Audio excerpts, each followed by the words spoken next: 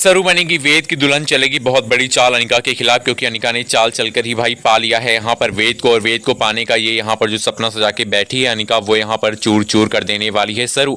सरू जहाँ पे देखती है कि भाई कॉलेज में प्रपोज कर दिया है वेद ने यहाँ पर अनिका को, क्योंकि ये सब अनिका की चाल है। और सरू समझ रही है कि वेद ऐसे तो कुछ करने वाला, क्योंकि वो अनिका से नफरत करता है और यहाँ पर उसे प्रपोज बिल्कुल भी नहीं करेगा। इसलिए वो सच्चाई का पता लगाती है और सच्चाई सामने आने के बाद यहाँ पर अनिका की शादी में ही सरू घटिया चाल चलेगी, यानी कि यहाँ पर उसकी घटिया चाल को यहाँ पर खत्म करेगी और खुद चाल चल के उसको बेहोश करके खुद दुल्हन बन के घूंघट में बैठेगी वेद के साथ और करेगी शादी। लेकिन शादी के मंडप में जब यहाँ पर घूंघट खोलने की बारी आएगी, जब यहाँ पर आ जाएगी अनिका और अनिका कहेगी अगर मैं यहाँ पर बेहोश थी, शादी सरू लड़की ने कर ली, और सरू का घूंघट जब खोला जाएगा तो भाई यहाँ पर तारा दंग रह जाएगी। तारा कहेगी जो भी हुआ हो, मन ही मन सोचेगी वो बहुत ही अच्छा हुआ, क्योंकि मेरे बेटे वेद की जिंदगी इस 2 कौड़ी की अनिका के हाथ में नहीं गई। भले ही सरू मेरे घर आई है, लेकिन हम इसको संभाल लेंगे और बाद में इसका तलाक करवा देंगे। लेकिन भाई हम आपको बता दें कि अब यहाँ पर कहानी में धमाकेदार ट्विस्ट आने वाला है, क्योंकि अनिका की शादी का ये सपना चूर चूर सरू कर देने वाली है। सरू से प्यार का अपने यहाँ पर इजहार करेगी और कहेगी आप ही मुझसे प्यार करते थे ना, आप मुझे प्रपोज करने के लिए आए थे, लेकिन आपने अनिका को प्रपोज कर दिया। और मुझे सच्चाई बताइए कि आखिर आप ये सब क्यों कर रहे हैं। और तभी यहाँ पर उसे पता चलेगा सरू को अपनी माँ से उसकी माँ मिलने वाली है और बताने वाली है कि अनिका नाम की लड़की घर में आई थी और उसने शादी यहाँ पर तय करवा ली है अपनी यहाँ पर ब्लैकमेल करके मालकिन को, और यहाँ पर करने जा रही है वेद के साथ शादी। और अनिका की सच्चाई जानने के बाद सरू यहाँ पर शादी के मंडप में जाने से पहले उसे बेहोश कर देगी फुल्ला के साथ मिलकर, और खुद यहाँ पर वही कपड़े जोड़े पहन कर घूंघट में यहाँ पर बैठ जाएगी दुल्हन बन के जाकर। और यहाँ पर अब कहानी में धमाकेदार ट्विस्ट आया भाई, जहाँ पे सरू में एक तरफ आपको दिखाया जा रहा है कि सरू की कहानी में अनिका की चाल आएगी और सरू देख लेगी कि भाई यहाँ पर हार्ट अटैक आ गया था इसकी माँ को और अनिका से शादी कर ली है वेद ने। और ये देखकर सरू को बहुत ज़्यादा यहाँ पर झटका लग जाएगा, उसका दिल टूट जाएगा, क्योंकि कहीं ना कहीं सरू भी प्यार करने लगी थी वेद से, लेकिन वो इन चीज़ों को एक्सप्रेस करना चाहती थी जब वो उसे प्रपोज करने के लिए फिर डेट पे लेकर आता। लेकिन अब भाई कहानी में नया ट्रैक आएगा, जहाँ पे सरू के सामने यहाँ पर ये दोनों जोड़ी में खड़े होंगे शादी के, और सामने होगी यहाँ पर तारा। अब ये सब देखकर कहानी धमाकेदार हो जाएगी। अब भाई उर्मिला और कामनी की चाल कामयाब होगी, और यहाँ पर तारा को उन्होंने कहा था कि वो अपने ब्लैकमेल करके सारा काम निकलवाएंगी, तो भाई उन्होंने अपना काम निकलवा लिया।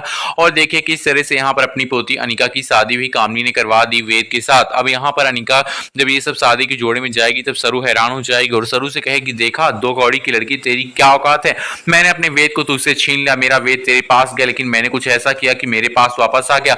अब सरू उस चीज का पता लगाएगी कि आखिरकार क्या करके इस अनिका ने वेद को हासिल किया, क्योंकि वेद उसे प्यार बिल्कुल भी नहीं करता है।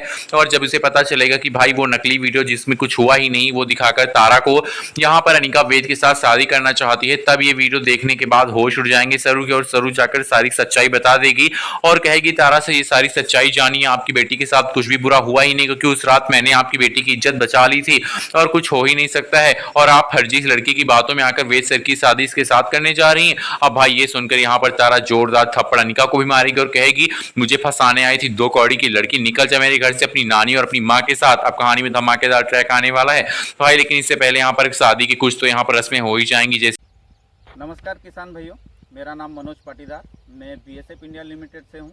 आज हम हमारे किसान मित्र के खेत पर खड़े हैं जो कपास की बहुत ही अच्छी खेती करते हैं। जानते हैं उनसे इतनी अच्छी फसल का राज क्या है। तो किसान भैया आपका नाम और परिचय एक बार बता दीजिए सभी किसान भाइयों को। मेरा नाम धीरज पाटीदार है, ग्राम उपदी, जिला खरगोन।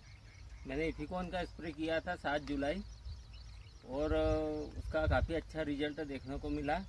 आज मतलब 24 जुलाई हो गई है, 17-18 दिन के लगभग स्प्रे किया था। इसके बीच में कोई स्प्रे मेरा गया हुआ है नहीं और काफ़ी अच्छा रिजल्ट है। सफ़ेद मच्छर, हरा मच्छर, माहू तेला कुछ भी अभी है नहीं और बड़ी शानदार फसल है। और आप देख सकते हो फ्लावरिंग भी अच्छी खासी उठाई है और पूड़ी वगैरह कुछ भी ड्रॉपिंग नहीं हुई है, मतलब बढ़िया शानदार रिजल्ट मिला है मेरे को। और 280 प्रति ml प्रति एकड़ के हिसाब से मैंने स्प्रे किया है इफिकॉन का। अब अगला स्प्रे आपका इस पर क्या जा रहा है? अभी मैंने बनाया है 24 तारीख को अपना प्रायोक्सर्ग है और एस्पोनस का, ये 2 स्प्रे मैं अभी 2 का कर रहा हूँ। आप प्राइक्सर कितने सालों से यूज़ कर रहे हैं और क्या है? करीब हो गया अभी 5वां साल लगभग। और क्या देखने को मिलता है उसमें प्राइक्सर क्या के कपास रहता को है फायदा? कि जैसे फूल पूरी ड्रॉप नहीं होती है, फंगस वगैरह पीलापन नहीं आता है, और जो पकने की अवस्था रहती है कपास की वो पकता नहीं है। अपने जो माल